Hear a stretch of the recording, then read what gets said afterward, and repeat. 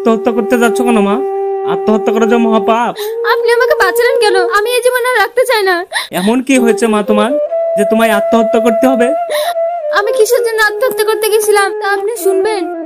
আমি যখন গুগলি বিক্রি করছিলাম। এই না মা পয়সা। তোমার কাছ থেকে আমি টাকা চাইছি। তাহলে তো ব্যবসার জিনিস, টাকা দিতে হবে না? না, দিতে হবে না। সারাদিন রোদে রোদে ভিক্ষা করছো, এক প্লেট ঘুগনি খেলাম, তারপর পয়সা তোমার কাছে রাখো। ওই টাকা দিতে হবে না। আমি আসি রে মা, তুই যেন ভালো থাকিস, তোর জন্য ভালো করে বিয়ে হয়।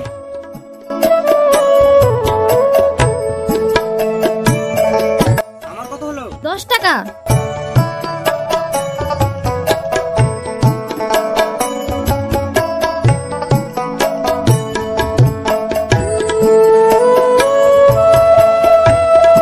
ওইভাবে কি দেখছেন? কই কিছু না তো। কখন থেকে দেখছি ভেলভেল করে তাকিয়ে আছেন। আমাকে পছন্দ, বিয়ে করবেন? অসভ্য কথাকার। দেন টাকাটা দেন। হ্যাঁ দিচ্ছি।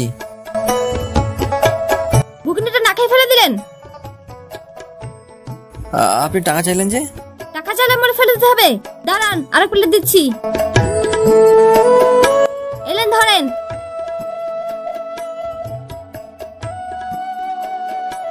কুড়ি টাকা যে? 2 প্লেট নিলাম যে। 2 প্লেট খেলেন নাকি? এলেন, ধরেন।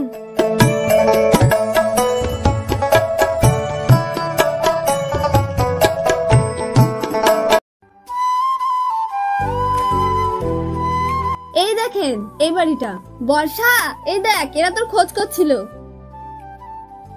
কি ব্যাপার আপনি? কি রে মা, তুই এদেরকে চিনিস? আমার চোখের সামনে ওর বাবা মারা গেল। কিছুদিন পর আমি অসুস্থ হয়ে গেলাম।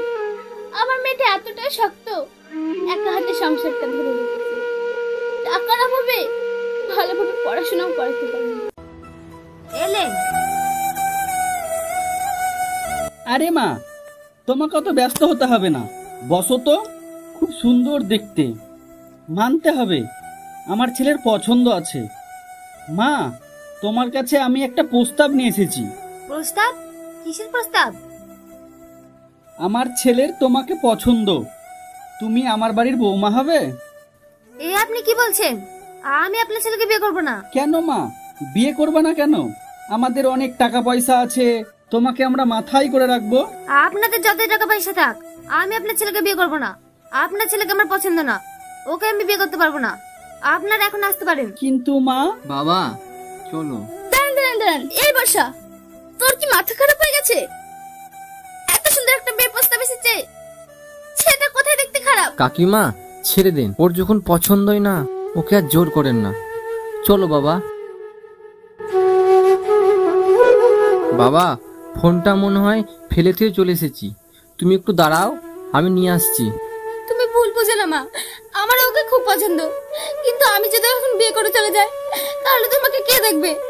আমি চলে গেলে তো তুমি না খেতে পেয়ে মরে যাবে।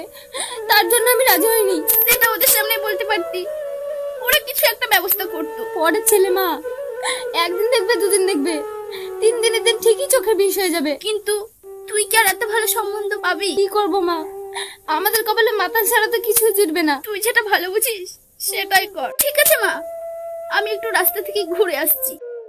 কি বাবা তুমি? ফোনটা ফেলে রেখে গেছিলাম তো, সেটা নিতে এসেছি। এই বর্ষা, ফোনটা কোথায় রেখেছি দেখ তো মা। এলেন।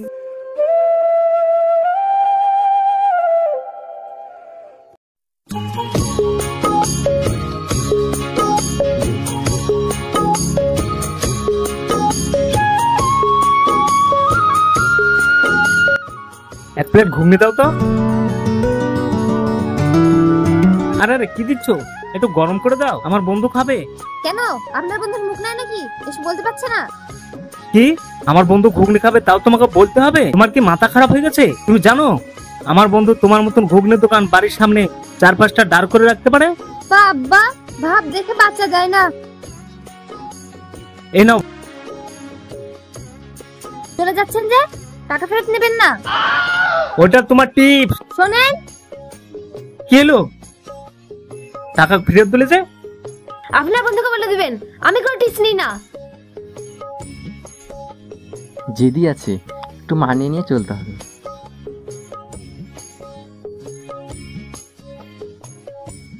একটু তাকান না প্লিজ। দিচ্ছি না নাকি মেশিন নাকি আমি?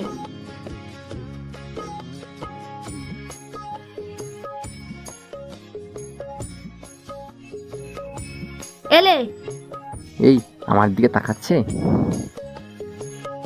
হ্যাঁ তাকাচ্ছে। একভাবে তাকিয়ে আছে না মাঝে মাঝে তাকাচ্ছে? হ্যাঁ হ্যাঁ একভাবে তাকিয়ে আছে। আমি একবার তাকাবো? না না খবরদার তাকাস না, তাকালে ঘ্যাম বেড়ে যাবে।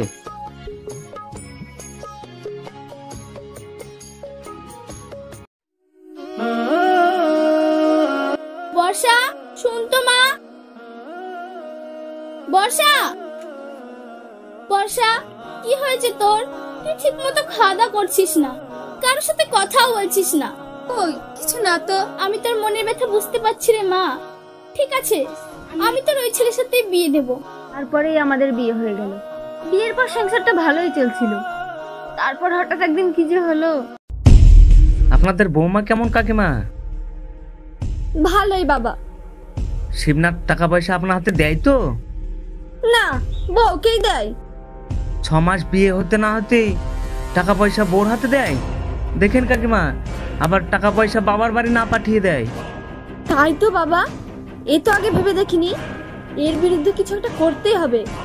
কাকিমা, আমার কাছে একটা ভালো প্ল্যান আছে। কি প্ল্যান বাবা? বর্ষা, আজকে আমার আসতে একটু দেরি হবে, তুমি খাওয়া দাওয়া করে ঘুমিয়ে পড়ো। হ্যালো শিবনাথ, তুই কোথায় আছিস? তাড়াতাড়ি বাড়ি আয়, বর্ষার খুব শরীর খারাপ। কি? বর্ষার শরীর খারাপ? আমি এক্ষুনি আসছি।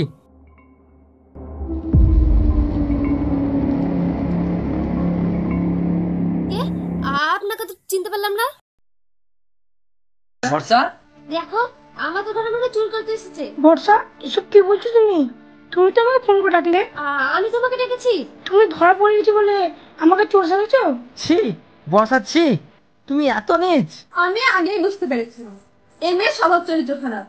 তুই বিয়ে করে এনেছিস বলে তাই আমি আর কিছু বলিনি। তুমি না জেনে শুনে একটা মেয়ের নামে বদনাম দিচ্ছ। তুমি চুপ কর তো। তুমি কিছু বলবে না, দেখতে পাচ্ছ না? ছি, ওর কথা মুখে বলতে ঘৃণা লাগছে। শিবনাথ, এই মেয়ে যদি আমাদের বাড়িতে থাকে তাহলে আমাদের সমাজের কাছে মান সম্মান থাকবে না। তুমি ঠিকই বলেছো মা, এই মেয়ের সাথে সংসার আমি আর করবো না। বর্ষা, তুমি এতটা খারাপ?